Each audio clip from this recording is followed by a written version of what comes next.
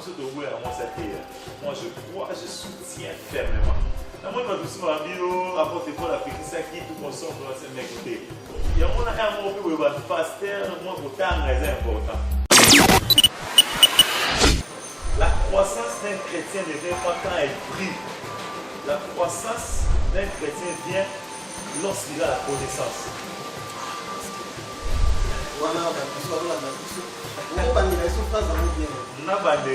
Bokoli ya mwana nzambe yaka tina losambo.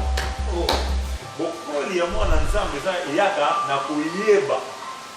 La Bible dit vous connaîtrez la vérité et la vérité vous affranchit. L'affranchissement ne peut pas venir avant la vérité, soit la connaissance. Moi, je suis atteint une classe jour examen, je suis une été. Je suis mais moi, non, attendez. Aïe, matéria. Si je suis suité, on va réclamer. Là, il a répondu vraiment à la question. Mais il a suité. Et l'attitude du professeur vis-à-vis d'un débat est différent. Alors, ça là, il pour revoir bien. Pour moi, là, il a répondu. Mais on a dit que dans 5, bon, dans 5, pour aller qu'il y a la conscience, c'est-à-dire que c'est lui qui a la connaissance, qui revendique ses droits. Donc, quand on a fait ensemble, ensemble, il faut faire ça parce que Olobaki n'a dit qu'il y a il faut faire la main pour Olobaki qui est pour Naboye. Mais on a évité à côté Nzambe, ça n'a pas bon, au fil ça comprend Nzambe, ça comprend oui, il y a une manière de le ressembler. C'est pour ça moi je dis toujours les fils ne demandent pas. Les fils possèdent. Parce que vous voyez, et par rapport à ça, ma problème, ma il va s'orienter. Par exemple, vous dites de l'eau, papa n'a pas de commerce, il faut gagner. C'est-à-dire que pour moi, il n'y a pas foutu, il n'y a pas de gagner. Mais peut-être qu'il y a un temps où dans ma cale. Vous voyez, tant qu'il y a à côté de ma cale, il y a épanouissement et vous traitez. C'est-à-dire que c'est par rapport à ça que Dieu nous a appelés à ouvrir les destinées. Par la connaissance, c'est-à-dire que nous nous donnons l'éclairage. Il y a Binae, voilà ce que tu dois faire. Mais par rapport à que les femmes se taisent, c'est par rapport à murmure, à bruit, à dos en rate église, et à porte à l'obité, parce que culture, il va nous permettre de faire que si papa n'a pas mon ami bal, culture juive, il permettre que mon père n'a pas de place, moi c'est avant de place. Alors, si on a comme un andakondé, à tout le papa, tant on a un état, à porte à nord là-bas, nin, au lieu qu'il y ait un retour dans le pendant que la porte à l'obité, et ça là, c'est ça le contexte. Ça connaît ça. Bible dit que ça peut faire un commis à celle-là. Moi, on a là qui a mati les colonaïs, à l'allélier, colonaïs, et à suivre mon colonaïs, à tiens mon boulot, mon okoya, et moi. Papa, tu réfléchis, sauf ce que ma colonaïs va foutre les portes. Ouh! Avec moi, c'est pas vrai, je passe à la scène. La génération, mon temps, bah, à Kalango, tu vois, c'est ça, va dans le réveil. On a toujours le voir. Je pas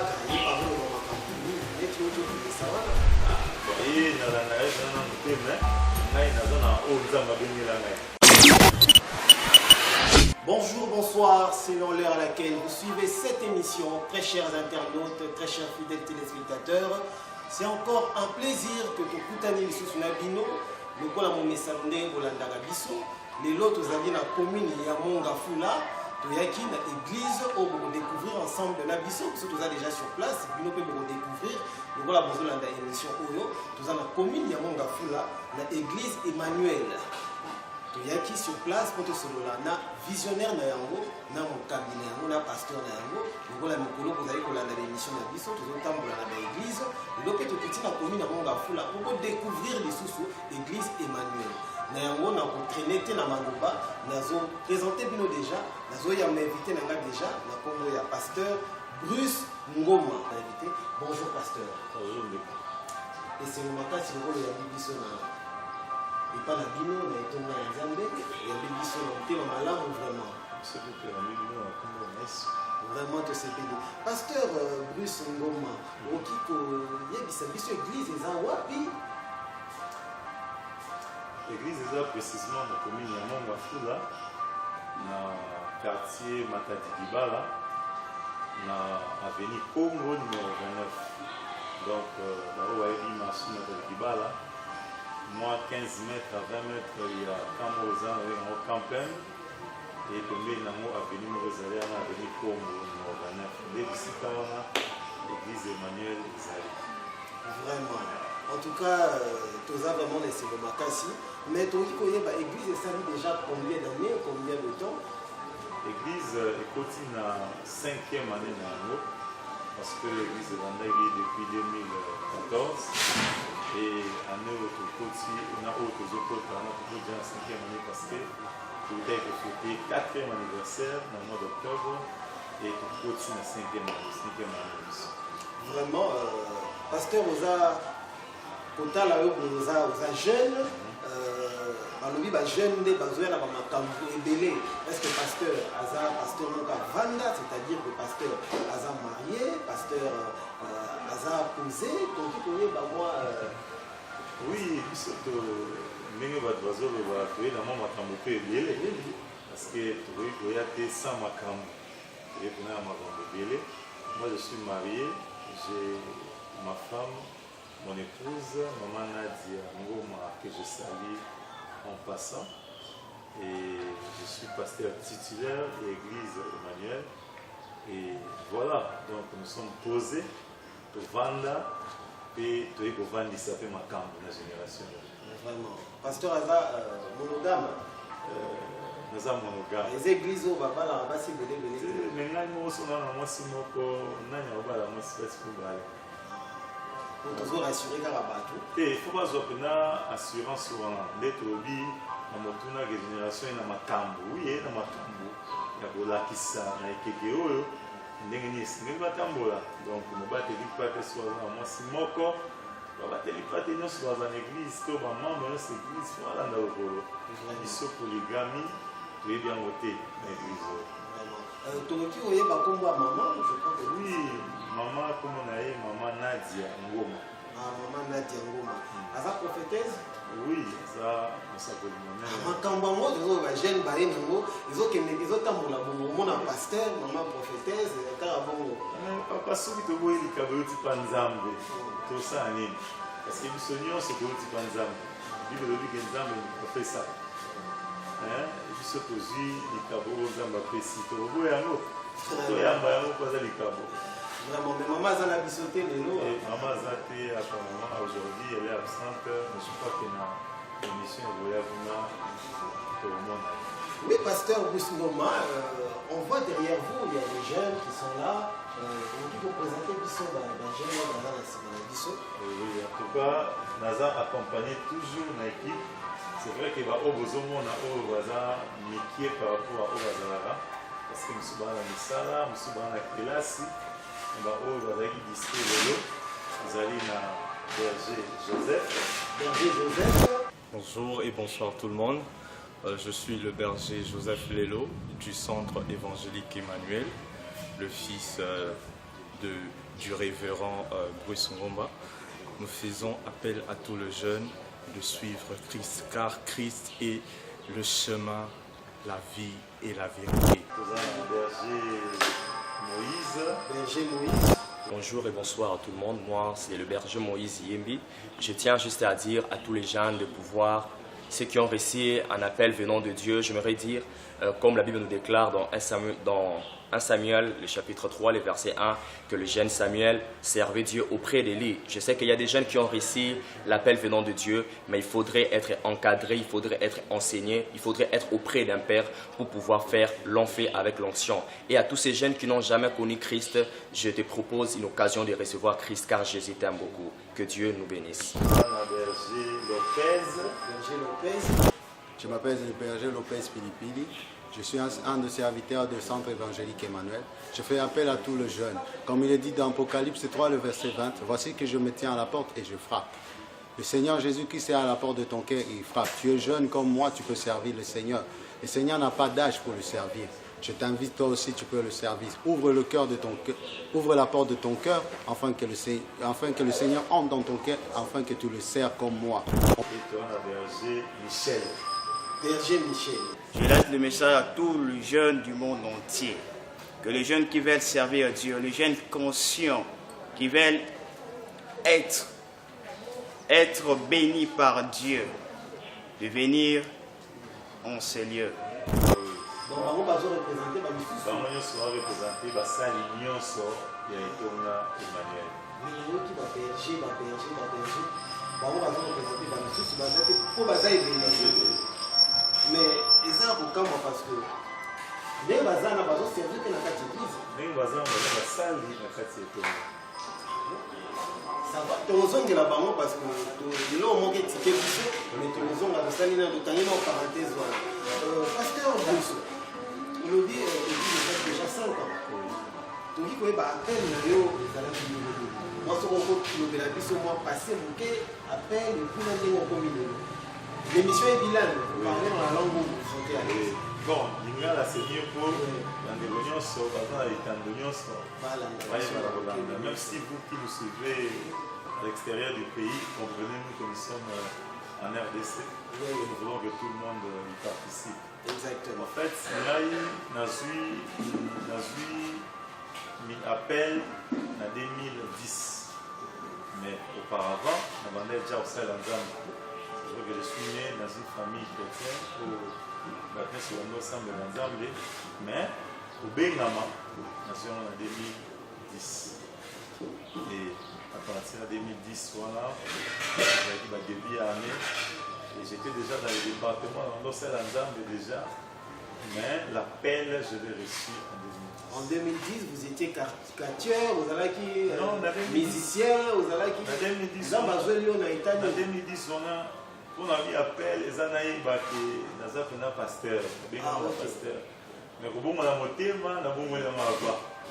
On a dit que mon musique, parce que je suis dans ma tête. Et puis, il faut ça casse sport au moins mobile. Et Nazaki Karateka, Nanosami Shotokan, Namukungosu. Mais dans la bataille, vous allez découvrir. Mais oui. Mais oui, parce que Papa Hollande, je suis maître, il faut aller baguer. Son ambassade ne veut pas mettre, c'est que ça a mis le comme à tour. Voilà, donc, Naouti Wana, tu n'y es pas, c'était. Abusé de l'arrivée, Moboulou. Et là, c'est vraiment une minute. Parce que tout s'engageait dans le judo, dans le karaté, mais il a plu au Seigneur dans mon anaïe. Il va rappeler Naï dans le quartier Nzela Moussala. Donc depuis 2006, j'étais déjà converti. Et 2007, on est déjà au sein de Nzambe. Et l'appel, je l'ai découvert en 2010. Et c'est là vraiment que j'ai commencé à avoir des formations théologiques. Et puis, vous étiez sous l'abri d'un père spirituel. J'étais à la borne de Matadi, quand on a voulu mon thème. Surtout dans nos selles en Zambie, à la borne de Matadi, chez le pasteur Maurice Moïou. Là où il est, je le salue en passant, peut-être à Hollande. Et après cela, je suis revenu à Kinshasa. Et c'est par là que Nakutaina Moutoumousso à Kambinga, le révérend Timothée Moshi de la restauration. Et Tilelo Yendazali, Mandambo, Wakoche Biso, donc Tata Ouayandi Biso. Puis, Kutaina Moutoumousso a Tata Bélé, au Amérique, pour apporter Biso un plus, mon petit potoyer, Babena Makambamo et Tambolara, Nengen, Peba Sabiso, le Nengen, tout ce qui est Tambola, par rapport à l'appel que nous avons reçu de la métier. Mais d'habitude, l'église est là précisément dans la commune de Mongafula, dans le quartier Matadi Dibala, dans l'avenue Congo numéro 29. Donc, là où il y a une machine de Dibala, moi 15 mètres à 20 mètres, il y a Kamozan avec un campagne, et tombé dans l'avenue Morizalé, dans l'avenue Congo numéro 29. L'église Emmanuel Zali. Vraiment. En tout cas, tous vraiment laissé le Makassi. Mais tu dis que l'église est salie déjà combien d'années, combien de temps? L'église est continue la 5e année. parce que l'église de Vandagi depuis 2014 et en autre côté, on a autre côté, on a toujours déjà en 5e année parce que vous avez fêté 4e anniversaire dans le mois d'octobre et tout côté dans 5e année. Vraiment, pasteur Oza, Kota la Oza jeune, balobi ba jeune nde bazoya na ba makambo ebele. Est-ce que pasteur Aza pasteur Moka Vanda, c'est-à-dire que pasteur Aza marié, pasteur Aza posé, donc il connaît ba moi oui, surtout ndenge bato bazoloba toyei na mwa makambo mpe ebele parce que tokoki koya te sans makambo toyei kona ya makambo ebele. Moi je suis marié, j'ai ma femme, mon épouse, maman Nadia Ngoma, que je salue en passant, et je suis pasteur titulaire de l'église Emmanuel. Et voilà, donc nous sommes posés pour vendre et pour vendre ça fait ma camp de la génération. Vraiment. Pasteur Aza monogame. Nous sommes monogames. Les églises au Baba la Rabasi de l'Ébélé. Mais là, nous sommes dans moi, si nous avons moi, c'est pour aller. Pour toujours rassurer Karabatou. Et il faut pas avoir une assurance sur l'être obi, dans ma génération, dans ma cambo. Oui, dans ma cambo.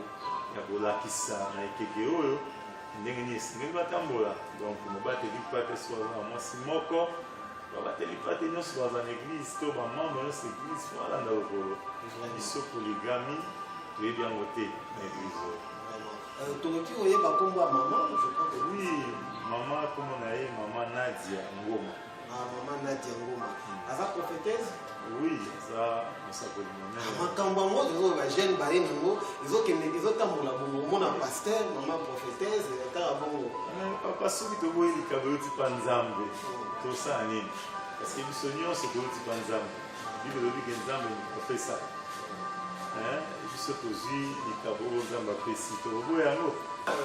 On voit derrière vous, il y a des jeunes qui sont là. Donc il faut présenter Bisso, les jeunes dans la Bisso. Oui, en tout cas, Naza accompagné toujours l'équipe. C'est vrai que Obozomon a Obaza Mikie par rapport à Obazalara. Parce que nous sommes dans la Misala, nous sommes dans la classe. Et Obaza qui distribue nous allons dans Berger Joseph. Berger Joseph. Nous allons dans Berger Moïse. Berger Moïse. Nous allons à Berger Lopez. Berger Lopez. Et nous allons à Berger Michel. Berger Michel. Oui. Mais il y a qui va berger, va berger, va berger. On va représenter dans le sous pour baza évoluer. Mais ils ont beaucoup parce que les bazar n'a pas servi que la catégorie. Les bazar la salle la catégorie. Ça va, tu as la banque parce que là on manque de tickets mais tu as la salle dans en parenthèse. Pasteur Bousso, il a dit déjà 5 ans. Tu dis que appel moi ce qu'on peut la biso moi passer bouquet appel et puis on combiné. L'émission est bilingue, vous parlez dans la langue où vous vous sentez à l'aise. Bon, il y a la série pour dans des réunions sur même si vous qui nous suivez à l'extérieur du pays, comprenez-nous que nous sommes en RDC. Nous voulons que tout le monde y participe. Exactement. En fait, appel en 2010. En 2010, vous étiez caricature, vous allez qui musicien, vous allez qui. En 2010, on a mis appel, les anaïs dans un pasteur. Mais pour moi, on a monté, on a bon moyen de on a un peu de musique. Parce que je suis dans ma tête. Et puis, il faut ça casse sport au moins au bal. Et Nazaki Karateka, nous sommes mis Shotokan, nous sommes mais dans la bâtiment, on va découvrir. Maître! Mais oui, parce que papa va dans l'habitude de maître, il faut aller baguer. Son ambassade ne veut pas mettre, c'est que ça a mis été comme à tout le monde. Voilà, donc, nous avons aussi eu passé. Et l'appel, je l'ai découvert en 2010. Et c'est là vraiment que j'ai commencé à avoir des formations théologiques. Et puis, Vous étiez sous l'abri d'un père spirituel. J'étais à la borne Matadi, quand on a voulu mon thème, un billet surtout dans nos selles en Zambie, à la borne Matadi, chez le pasteur Maurice Moyou. Là où il est, je le salue en passant, peut-être en Hollande. Et après cela, je suis revenu à Kinshasa. Et c'est par là que Nakutaina Moutoumso à Kambinga, le révérend Timothée Moshi de la restauration. Et Tirelo Yendazali, Mandambo, Bakochi Biso, donc Tata Ouayandi Biso. Puis, tout un peu nous attaqué Bélé au Amérique pour apporter Biso un plus. Alors on peut savoir structure de l'église Emmanuel. Ils ont structuré il y a le pasteur et puis la dame. Il y a le pasteur qui est là, le pasteur principal qui est là, moi-même. Et puis il y a des serviteurs que nous sommes en train de former pour envoyer dans des extensions ou travailler dans l'église mère. Vous envisagez déjà avoir des extensions, mais ça existe déjà. Mais non, on envisage avoir des extensions bientôt, parce que c'est la mission. Oui, donc par rapport à la mission, on ne peut pas rester 5 ans, 6 ans, 7 ans sans rien faire. Je sais que beaucoup de gens critiquent ou peuvent critiquer lorsqu'ils vont nous découvrir. Mais je pense que lorsque Dieu a envoyé les apôtres, c'était à l'impératif. Dit allez et faites de toutes les nations mes disciples. Donc c'est maintenant que vous devez partir et faire des disciples et les envoyer aussi. Donc comme c'était à l'impératif, nous aussi on peut et par rapport à la mission, tous autres qui sont vraiment, ils ont la mission la place est belée, ils ont la mission de partout, babanda akabu, bien bazala akabu, azibana batu après, monsieur bazoloba, ezala akabu après bana ngo bakimi bakina ba place mosusu. Pasteur, est-ce qu'on s'est préparé déjà? Bon, je pense que Nzambe avant Abilisna préparé un. Ce qui se fait que beaucoup font la paix d'extension, mais pas tous vont compter sur Baron, parce qu'il n'y a pas de sang, qui n'est pas Rukuna, il ne faut pas qu'il n'y ait pas Marcelo, il ne faut pas qu'il n'y ait Assalio Yaye. Bon, on a les côtés, on a la logique. C'est-à-dire que pas tout le temps, on va y avoir tout sur la rana. Namoni, Mbela, Nzambe, Katsinayo, je te parle, je te forme. Là, moi, tout fois à clair. Papa Ngaï, dans la vision de ma personne, mais au contrôle de ma réalité. Awa n'est qu'à aux formations. Carrément, je vais l'accompagner. C'est-à-dire que même ici, quand je suis Abandaya Moko, tout avant, bon, on a dit que papa n'a eu un message que je n'ai pas fait, ne semble pas, pasteur Somolo Paga. Pour moi, ça ne veut pas me déranger. Les vrais problèmes avec moi, il fallait que pendant Azagi Nangaï, il y avait des gens qui pour avoir enseignement Somolo, pour aider dans la marche chrétienne au ministériel. Donc pour moi, le fait de transmettre ce que j'ai reçu de Dieu, ça me suffit. Mais au lieu de faire qu'il y ait un musica, à un mois, il faut faire l'extension, je pense qu'on va le faire. Ce qui déception, oui, tu vas que tu as aussi été. C'est-à-dire que les problèmes, les erreurs, la déception, ça fait partie de la vie. Donc, si on a bien compris, mission, il y a un centre évangélique, ou bien un pasteur appelle pour encadrer les jeunes, pour former. La mission du centre évangélique, c'est de délivrer les familles. D'accord. Ça, on parle d'une affaire spirituelle. Délivrer par rapport à tout ce qui est spirituel. Deuxième mission, c'est ouvrir les destinées. C'est-à-dire, en venant ici, moi, pour Oibaki, Awa, l'église, Nzambe, l'église, on retrouve des prophètes dans cette église. On retrouve des prophètes, mais aussi on retrouve une grâce rattachée à la mission des destinées. Et la troisième, c'est de former les serviteurs. Délivrance. Délivrance, ouverture des destinées, et pour former les serviteurs. La délivrance n'est que dans cette église, et ça se passe comment? Il faut bien mentionner que ce n'est pas nous qui faisons la délivrance, c'est Dieu qui le fait au travers de nous. Donc si que la délivrance dépend de nous, nous avons échoué. Mais la délivrance dépend de celui qui veut délivrer. Il y a des jours aussi, vous pouvez passer une semaine de délivrance. Il y a des mois comme ça, la délivrance ne fait pas. J'aime un peu moins. Tu n'as rien à préciser, non. Délivrance, n'a rien à voir. Tu m'as délivrance. ndenge tozomona na Kinshasa awa désolé délivrance nzambe akosala makambo nyonso kaka na ndenge moko te bato ebele bakozwa délivrance na connaissance, ça veut dire qu'il était ignorant. Une parole, une bonne parole, il faut les mémoires, il est délivré. Délivrance scientifique. Non, scientifique, c'est-à-dire que celui qui est ignorant, la Bible dit mon peuple périt faute de connaissance. C'est-à-dire que tout celui qui n'a pas la connaissance est déjà dans la perdition. Mais lorsque nous voyons l'église, pour nous c'est une délivrance. Délivrance scientifique. Bon, c'est une délivrance. C'est une délivrance corporelle. Bon, le Seigneur n'est pas seulement obligé pour chasser un démon qui est Moutoua Lenga. C'est vrai ça? Oui, il y a des délivrances qui se font dans le calme, Moutoua, à se rendre compte que et là, on se met aux enfants en Angal, les a rassoutés. Parce que Dieu doit postériser, tout c'est raté. Et ça va faire une délivrance. Mais il y a ceux qui ont une manifestation, il fait comme il veut. Vous voyez? Moi, j'ai reçu un frère une fois, l'année passée, il a pratique la masturbation. Mais un jour, pendant qu'il était venu, on avait des mois de prière. À ce moment-là, vous constater qu'il y a seulement 2 mois passés que ça va ressortir. On dit gloire à Dieu parce que nous avons l'ingé qui est congolais, nous avons l'ingé qui est congolais. Donc pour dire que ceux qui ont été toujours l'obéir, on a échoué. Mais que pensez-vous de la délivrance de Salomon? Délivrance, il faut bâtir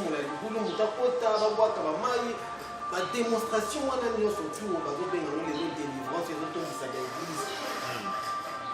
Bon, que pensez-vous de ça? Moi je suis biblique. Je crois que j'ai assez été formé pour ça. Règlement au cap. Moutou Alosala, s'il est en Jésus, j'accepte. Donc en Jésus, s'il est en Jésus, j'accepte. Vous voyez votre histoire. La Bible parle du prophète Élisée. La Bible tout réfléchit. Élisée a l'équipe dans le si à tsunami. Parce qu'elle est coupée, tu as une histoire à sa folie, moi c'est abouti. Mais après quelques temps, moi on a coupé. Il y a un autre comment vivre. Moi c'est à moi on a coupé. Après on a mon sac au lycée, mon sac au latin, mon sale. Mon sale a commis à échouer, mon sale est collier, mon rendez-vous. Mais au début pratique mon sac au la salle. Bible dit mon sac au quand a commis à salle. Moi on a là qui a mati likolo nae, a la lié likolo nae et a su munoko nae, a tiens mon boulot munoko ya moi. Papa to réfléchit sur ce que va ko na va fumala ki porte. Ouh. Azaki moi si va venir passer à scène. Viol. Merci. Donc il peut niveau à baiser de vous voyez? Si la pratique que l'homme de Dieu fait est inspiré par l'Esprit de Dieu, peu importe.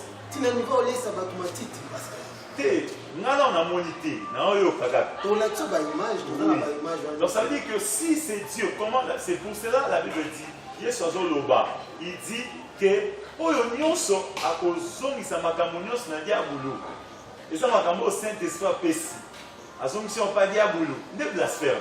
C'est-à-dire ce que l'Esprit fait. Les gens ne le valent qu'au reconnaître que ça m'a dit mon âme.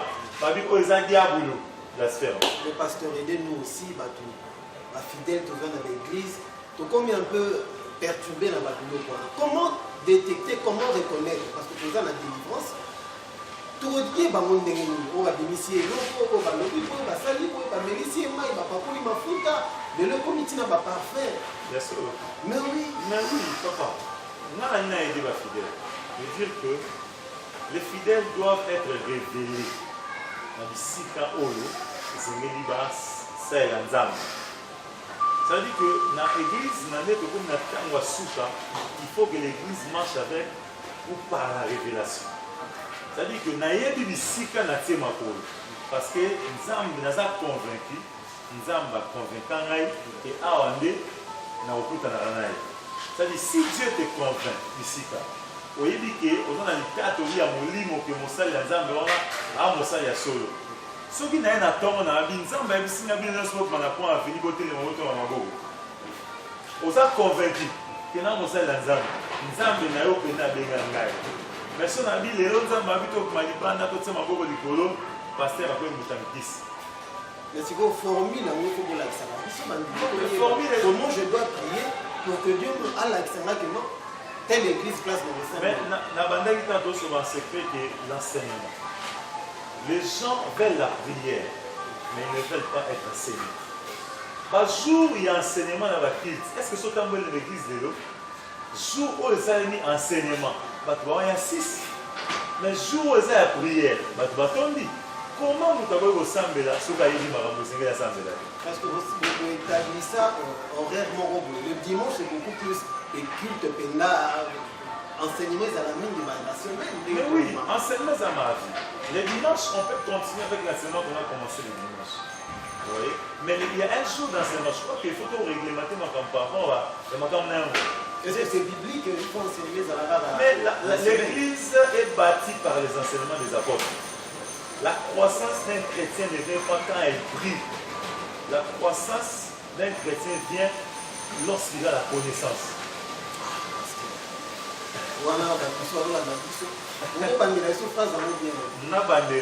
Bokoli ya mwana nzambe yaka tina losambo. Bokoli ya mwana nzambe yaka na koyeba. La Bible dit vous connaîtrez la vérité et la vérité vous affranchit. L'affranchissement ne peut pas venir avant la vérité, soit la connaissance.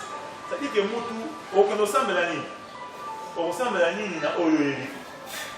Mais ça n'a pas dit, mais ma baronne a mandé, ma place où tu y es, ça a une semaine car la prière. Vous pensez qu'il faut abandonner l'enseignement après la prière? Mais tout ça a fondé, tout ça bâti, tout ça enseigné. Tout bâti dans le fondement et l'apôtre. D'accord. C'est-à-dire que là, s'il y a enseignement d'église, ils ont la place élevée.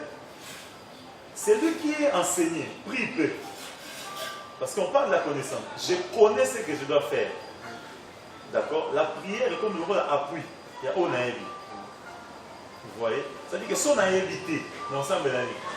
Il y a des gens qui sont habitués, nous sommes là. Mais alors que ils ont maloba na Biblia o etalisa mindenge esinge to senga nzambe.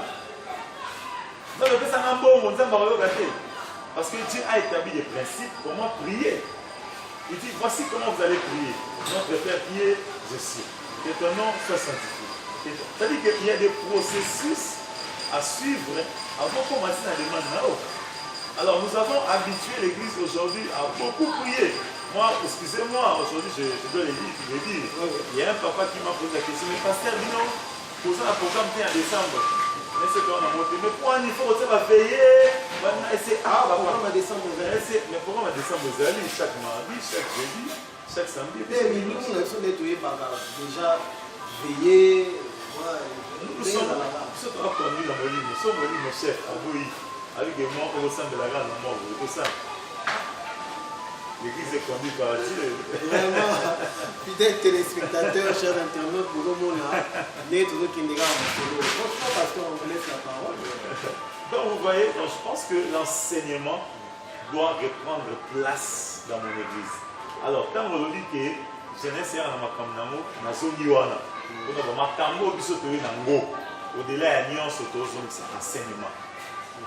Ça veut dire que l'église faisait l'enseignement. Donc vous reconnaissez que l'enseignement dans l'église, les amours négligés, ce qui ne va pas vivre les amis, c'est que nous avons enseigné. Moi, je suis en classe, jour examen, je suis en été. Je suis conseil, je suis en été. Mais moi, non, attendez. Aïe, maté, si je suis en été, on va réclamer. Là, il a répondu vraiment à la question. Mais il a idée. Et l'attitude du professeur vis-à-vis d'un débat est différent. Alors, ça n'a rien à revoir bien. Pour moi, là, il a répondu. Mais on a dit que dans 5, bon, dans 5, il faut qu'il y ait conscient. C'est-à-dire que c'est lui qui a la connaissance, revendique ses droits, de plus. Vraiment. oyo ayebi asambelaka susu te areklamaka droit na ye. Donc ntango akota vrance na nzambe azolisa nzambe yo il faut pesanga eloko songolo parce que olobaki na biblia na yo boye na boye yo il faut salelanga boye mpo olobaki ke boye na boye mais oyo ayebi te akota nzambe pesanga ibongo oyebi so opesi te ofingisa kombo na nzambe afingisa kombo na ye te oyo ayebi aza na manière na lolenge ya kosambela. C'est pour ça moi je dis toujours les fils ne demandent pas, les fils possèdent. Donc, ce qui veut dire, oh, ils ont ça la malélo. Si ils veulent défendre dans la langue, ils vont dire, ils vont dire, on veut défendre dans la langue. On veut défendre dans la langue. Papa, vous leur dites qu'apôtre Pierre a attendu en Anzira et il y a pas mal. Na Congo, ah non, non, non, non, et l'ili naye, ils ont dit qu'ils s'abattent, sans si m'abattent. Bon, ceux qui se font ça, ça li naïbomo. Na les gars dans Anzira et l'ili nangai et l'ili s'abattent dans l'hôpital. Vous voyez, la délivrance dépend, la manière de délivrer dépend de Dieu. Ça ne dépend pas de l'homme de Dieu. Vous voyez, l'homme de Dieu fait un travail que l'esprit a commencé. Mais la personne qui active la délivrance, Akolinga Oyo, Akoya, Akolinga Oyo, afin de constater après, Akolinga Oyo et de la processus tout ensemble, c'est lui. La Bible dit ça ne dépend pas de nous, ça dépend ni de celui qui veut. Parce que le deuxième point, le bail qui c'est sur l'ouverture de destinée. On a le souvent dit. Il y a un monde qui va les autres dans la vie comme ouverture la destinée les uns des non, ça s'est passé comme ça. Biso a dans la poste église tombe la terre. Dans la poste église et comprendre. Parce que pour la comprendre, c'est mieux que pour comprendre. Comment? C'est-à-dire que les gens à 100 000, ils vont comprendre le côté. Parce que réussite, il y a lié à l'éclairage azul.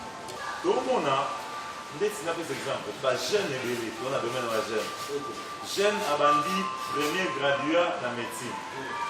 Azuité ake, premier graduat dans maths physique.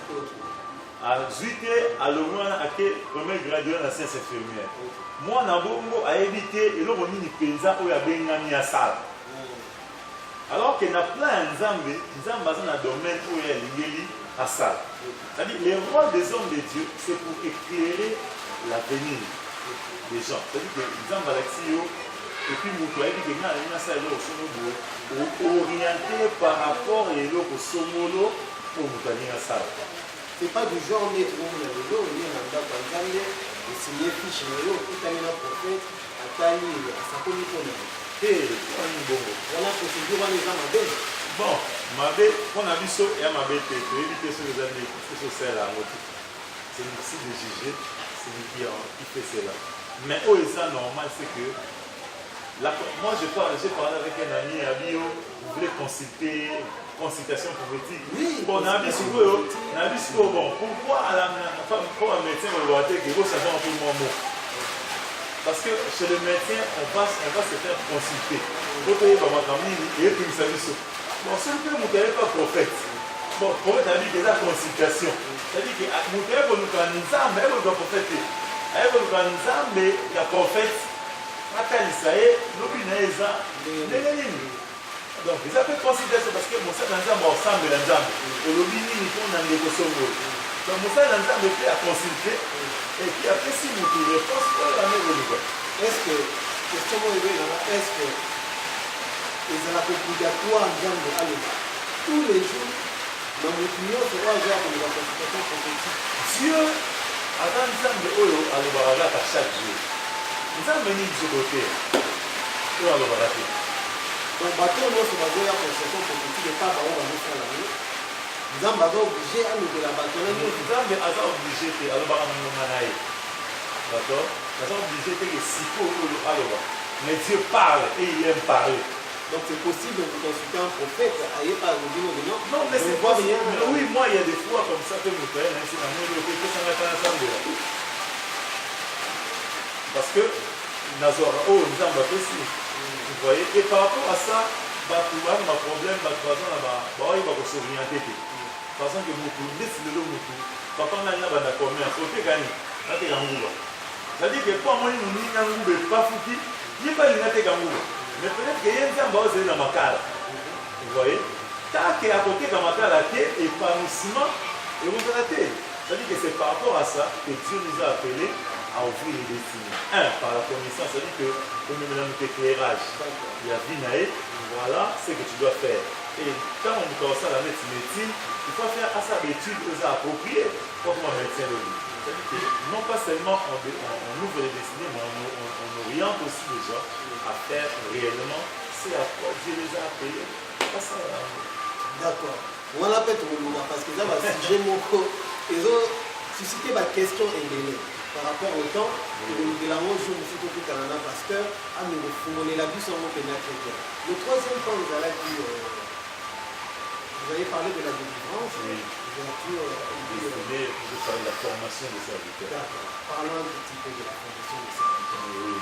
Donc là, par rapport à notre mission, c'est de détecter les jeunes où on en appelle partout où ils sont, si on est seulement en communication, s'ils ont un appel et ils ont besoin d'être formés par rapport à ça.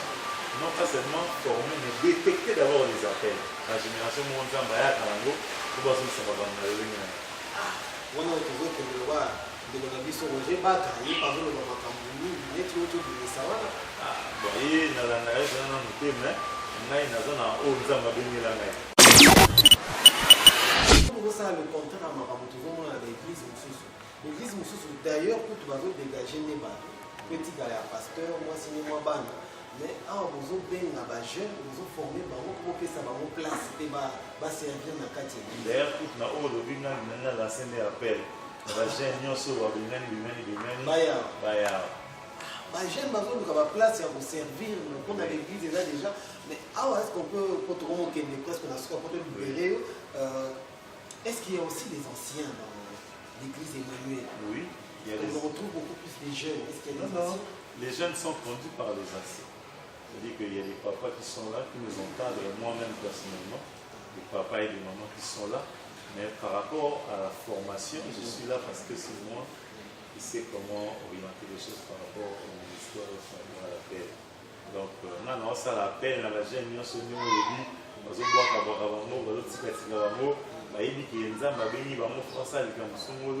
mais aux opportunités, peut-être que qui va considérer que papa,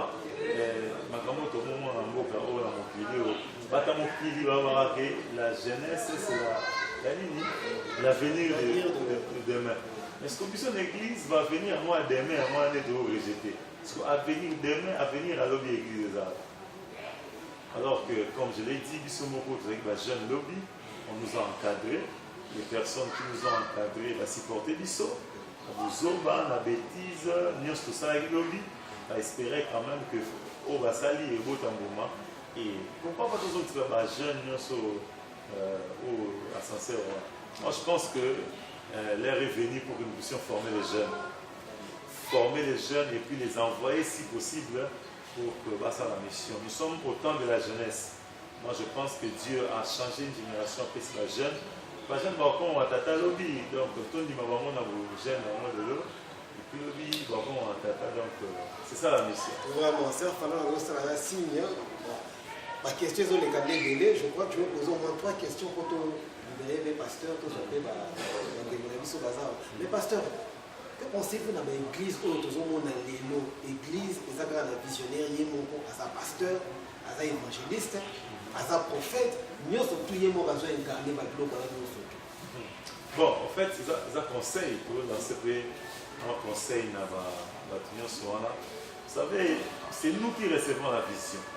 Mais nous avons après ça, il faut accompagner la vision.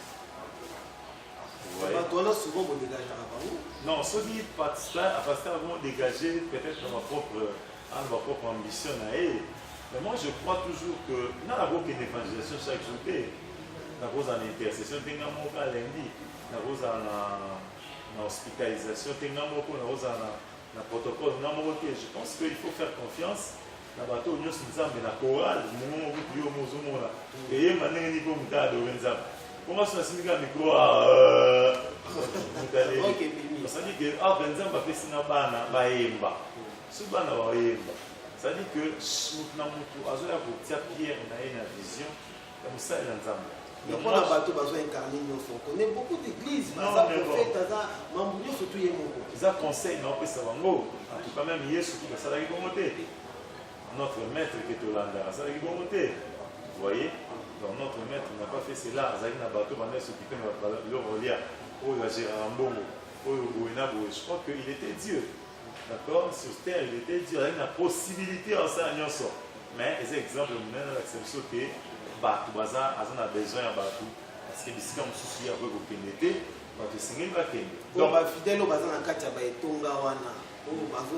Baza na l'église au pasteur a ça à Mamouyo, ce qui est bon, on va s'embêter dans Zambé. Parce que nous avons le Baté Gababima.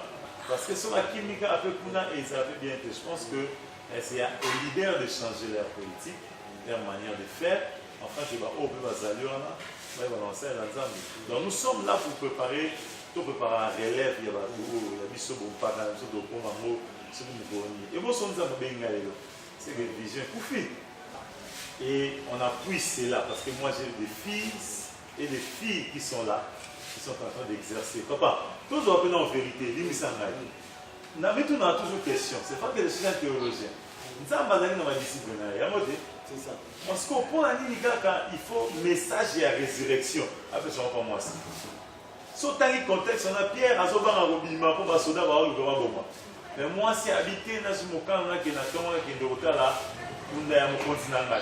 Et Yoka Makambu, Anjalobi, va dire à mes disciples qu'il n'est pas ça, parce que la donc le ministère est où? Non, mais la première personne qui a baptisé le ministère de la femme, c'est Christ. Parce qu'ils ont apporté le ministère, le message de la résurrection. Il dit saut, le message de la résurrection. Le message de la résurrection, c'est quand si Pierre a le mais alors qu'avant, on a Obama. C'est-à-dire, le message, on a apporté même délivrance, entre guillemets, l'attitude de Pierre.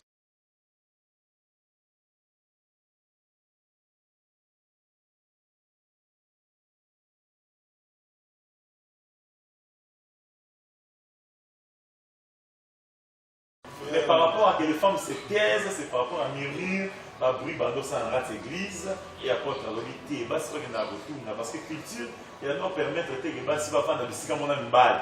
Culture juive, il permettre que les gens soient dans la place. Moi, c'est avant de la place. Alors, si on a comme un andakundé, à tout n'a pas fait, quand on a un retard, à porte à l'oba, nini. Au lieu que on retourne dans le panneau à porte à l'otéa, et ça va bien. C'est ça le contexte. Oui, on a toujours enchaîné. Pasteur, est-ce que vous reconnaître dans le cannabis au Congo, la situation de Zanamo? Est-ce que vous avez un prophète des nations? Il y a un prophète au hasard reconnu ou au binoba, homme de Dieu, vous reconnaître que dans le Congo, vous avez un tel prophète au hasard ainsi dit l'Éternel par rapport à Mbo Cannabis? Bon, moi je crois que tous les prophètes parlent ainsi dit de Dieu. Oui. Parce que nous avons mon sapoli, mon côté pas ainsi dit. C'est-à-dire que nous avons notre ministère prophétique, ça veut dire que nous avons pas d'accès à la vision. Mais si on va à l'Ancien Testament, les Alaki prophètes, oui, mais là c'était par rapport au contexte de l'ancienne alliance. C'est dans la nouvelle alliance. Parce que la nouvelle alliance, vous pensez que le prophète est belé pour pas. Non, mais c'est un ministère. La nouvelle alliance, nous avons bâti en grâce et comme un ministère. C'est-à-dire que nous avons béni 50 000 pasteurs, nous avons béni 50 000 prophètes. Et chaque prophète a sa mission, un message pour annoncer. Mais par rapport à Mbo Cannabis, la façon que vous vivre, le prophète Nanzambe. En fait, ainsi dit l'Éternel. Mais ainsi dit l'Éternel, ils ont un point. En fait, dans Mbo Cannabis, ils ont un biseau, tout le monde logique, tout cadrer ma camp. Vous voyez? Au cadre de Makambo, Toyeba, ils sont pasteur de Sanana, Owapi, les prophètes, ils vont caminer, les prophètes, ils vont vraiment les Sanana de temps en temps, pour venir sur Congo. Vous voyez? Bon, non, mon yété. Non, mon yété, Nancy, il y a la génération, il y a déjà. Peut-être à Zali, mais ils ont maintenant à tête de souhaiter. Mais je pense que dans mon pays, il y a des prophètes vrais et authentiques. Parce que même Bissopé, nous fondons des prophètes. Mais qui ne sont pas encore connus. Ils sont connus, mais peut-être que le message en mot gané de là, il y a beau y ça. Ah, mais est-ce que c'est normal? Un message, ainsi dit l'Éternel. Mais bon, il y a des messages publics et des messages aux Américains qui sont dans le sang. Vous voyez? Nous avons dit Bruce, Emmanuel et au sein de Cambodge janvier. Bon, ils ont un message public, ils ont des messages que Dieu me donne en secret pour nous attendre un message dans le Naïdi. Ils ont un message que nous avons appelé Sanga pour nous dire Ngomba. Ils ont un message que nous avons appelé Sanga Libsango pour qu'il nous rimbabaye. Alors, ceux qui nous ont appris un message sur nous, nous avons eu dans le lobby. C'est que nous avons fait dans le Ah, vraiment, Papa Masolandi, le sang Nzambe. Alors, il va s'en aller belé, mais attends, mon ratangi, la biso, attends, il a été. Vraiment, pasteur, Masolé, Zana, le belé, mais je suis obligé, tout cas, pour tout ça, dans les courageux, la cima. Alors, de vos cas, moi d'ailleurs, nous avons encadré ma jeune, alors que l'église me souffle, et comme moi passé. Très chers internautes, vous nous suivez de partout. Nous continuons cette émission. Nous étions avec le pasteur, surtout au Tikalina Bananaye, Bano Azaliko formé, dans la église. Je vais commencer à ma gauche. Bonjour, papa. Vous vous présenter l'Issoussou. Moi, je réponds au nom de Joseph Lélo. Je suis l'un des serviteurs à l'église Emmanuel. D'accord. Moi, je suis sous le nom de Moïse Yembi. Je suis aussi fidèle au sein de l'église Emmanuel, mais aussi fils du révérend pasteur Bruce. Ok. Bonjour, chers internautes. Moi, je m'appelle Lopez Philippe. Je suis l'un des serviteurs et fils du pasteur Bruce. D'accord. Moi, je réponds au nom de Michel Tubamba. Je suis serviteur de l'église et fils du pasteur Moussouba. Mais la première question qui me vient à l'esprit, c'est vous êtes jeune. Et pourquoi vous avez choisi de vous intégrer à l'église et proche du pasteur Bruce? Je commence avec le frère à gauche. Oui, je pourrais dire que nous sommes jeunes. Mais dirais-je, être jeune ne veut pas dire se fier aux choses de la jeunesse. Parce que c'est beaucoup plus ça qui attire les jeunes. Oui, nous le savons pas mal. Nous avions choisi et préféré de suivre les traces de Jésus-Christ. Joseph Lélo. Binomo Bolandi Joseph Lélo, Nengazali Boloba, Aza jeune, Aza soin, Aza Bouga. On a dit que mon mécanin, mon père, mon rotin de l'épée Jeep, pour tout le temps. À ma droite, nous avons un berger Michel. On a vendu, nous avons un berger, donc on a la cité Quintos à la matin. Berger Michel, pourquoi le pasteur Bruce Ngoma? C'est un choix qui est venu dans l'esprit. C'était une révélation qu'on a reçue. Dieu a voulu parce que je priais dans une église et on a reçu une révélation de venir ici. Dans l'église, là où tu évolues, là où tu priais, tu as reçu une vision qui te demandait de rejoindre le pasteur Bruce dans son église Emmanuel. Et dès que vous êtes arrivé à Yambio bien. Oui, c'était très bien. On m'a bien accueilli et tout ça s'est bien passé. Comment tout ça s'est bien passé? Non. On est là, puisque l'on est en train encore d'apprendre, d'être enseigné. Et vous avez bien reçu. Et là, vous êtes déjà serviteur dans l'église, vous prêchez. Vous êtes dans la formation. Nous sommes dans la formation. Vraiment, tout ça c'est bien, mais entre nous, mon frère. Il y a bien qu'il y ait l'église, l'église soit qui chasse à eux, pour nous avoir la démonstration. Les autres de sa l'église. Il est qui la TV, l'église est autonome. Mais j'ai l'impression que vous appuyez, vous martelez beaucoup plus sur les enseignements, trop de théories. Mais si vous avez des théories,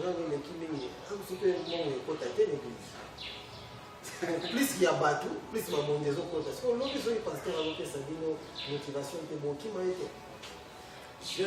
Les gens croient que le pastorat, c'est un business. Certes, c'est un business, c'est vrai. Hein? Mais c'est le business des âmes. Et non pas d'argent. On va apaiser. Au moins, il y a quand même un homme de Dieu qui reconnaît, mais c'est qu'il a commis danger. Mais comme vous avez bien précisé, c'est le business des âmes. Amen. Ok. Si Bissonioso, les gens qui m'ont alors on fait le Christ un objet. Christ n'est pas un objet, c'est le créateur. Oui, Dieu donne à ses serviteurs le moyen pour démontrer cette évangélisation, pour montrer cette parole-là. Parce que la parole de Dieu, c'est une parole qui se démontre. La démonstration de la parole se fait. Mais si je peux parler de cette démonstration de la parole par rapport à ma position dans les là où je suis catégoriquement à côté, hein? Là à côté, certes même Jésus-Christ a dit à Pierre, va pécher. Et donc il y avait deux questions pour payer pour lui. Il y avait l'argent. C'est pas pour rien que Jésus avait confié à Judas Iscariote le budget de son ministère. C'était ça, l'argent était là. Même la Bible le dit. L'évangile est gratuit, mais le prix. Hein? Et même l'Ecclésiaste dit que l'argent répond en tout. Celui qui a l'argent peut répondre à toutes choses. Mais ce n'est pas la finalisation de notre vie. Ce n'est pas la finalisation d'un chrétien, d'un serviteur de Dieu. Certes, je peux avoir de l'argent, certes, j'en aurai. Hein? Je les ai, même si elles ne se sont pas encore manifestées, mais je les ai déjà. Mais je suis plus. Parce que la Bible dit dans le livre de Matthieu 6, verset 33, cherchez premièrement le royaume et la justice de Dieu. Et d'autres choses vont suivre après ça. C'est après avoir cherché le royaume et la justice de Dieu que Dieu va nous attacher sur autre chose. Mais si je viens d'abord à chercher d'abord Dieu, je vais vous demander un exemple. Si mon voisin a un arbre de manguier, hein, et je demande à ce voisin-là, le manguier va me donner combien? Si mon voisin a un arbre de manguier, et je demande, voisin, est-ce qu'on a un mangue? Est-ce qu'on a combien? Ça dépendra de lui, ça dépendra de lui. Mais si je deviens l'ami du voisin, est-ce qu'on a besoin de lui? C'est ça. On veut servir Dieu pour le bien que Dieu va nous donner. Et si je deviens l'ami de Dieu et que je ne vois plus sa poche, mais que je vois Dieu, donc sa poche elle vient ma poche. Ok. Vraiment très intéressant. Alors on va passer sur le berger Moïse Yembi. Berger Moïse Yembi.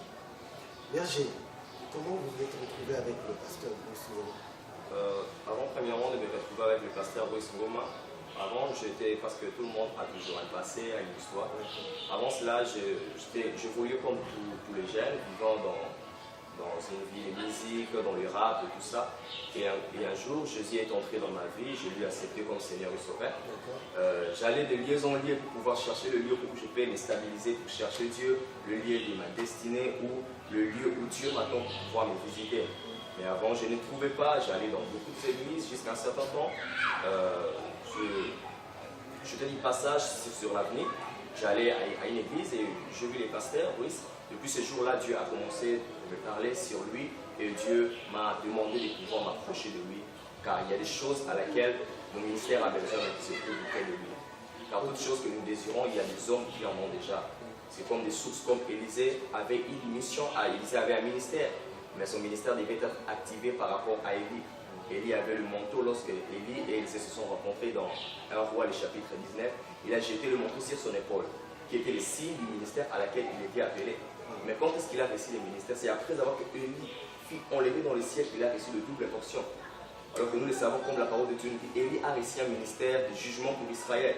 Mais lorsqu'il a reçu, Élisée a reçu de double portion, il n'a pas reçu le ministère du jugement.